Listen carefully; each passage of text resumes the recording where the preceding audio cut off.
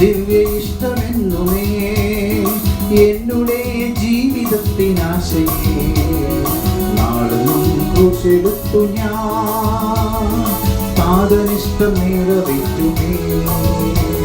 ഞാൻ പിന്തുടർന്നിടും, ഞാൻ പിൻഗമിച്ചിടും എന്നുടെ ജീവിതയാത്രയിൽ. ഈ വരൂപിൽ ചൂടതേക്കുമ്പോ തഞ്ചിറകനിക്കു വിശ്രമം. ഈ വരൂപിൽ ചൂടതേക്കുമ്പോ തഞ്ചിറകനിക്കു വിശ്രമം.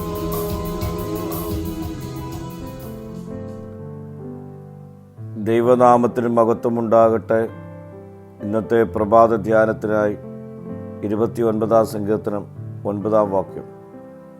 യഹോവയുടെ ശബ്ദം മാൻപേടകളെ പ്രസവിക്കുമാറാക്കുന്നു, അത് വനങ്ങളെ തോലിരിക്കുന്നു.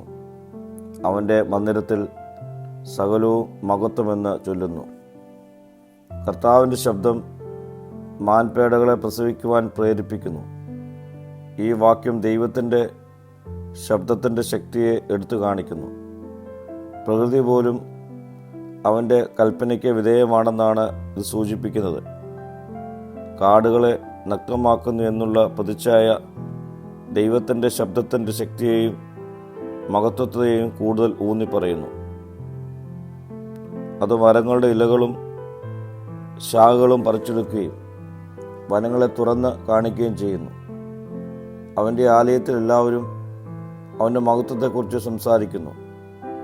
പ്രിയ സ്നേഹിതരെ, ലെബാനോനെ തകർക്കുകയും കാദേശ് മരുഭൂമിയെ നടുക്കുകയും വൃക്ഷങ്ങളെ തോലുരിക്കുകയും ചെയ്യുന്ന ഈ ശക്തി മാൻപേടകളെ പ്രസവിക്കുമാറാക്കുന്ന കരുതലിൻ്റെ ശക്തിയാണ്. ഈ സമഗ്ര ശക്തികളുടെ പ്രഭാവമാണ് യഹോവയുടെ ശബ്ദത്തിൽ അനുഭവമാകുന്നത്. ആരാധനയുടെ നിമിഷങ്ങളും സ്ഥലങ്ങളും ഈ ശക്തിയോടുള്ള പ്രതികരണത്തിൽ ദൈവത്തിന് മഹത്വമെന്ന് ആർത്തു പറയുന്ന നല്ല നിമിഷങ്ങളാണ് ഇത്. പ്രാർത്ഥിക്കാം.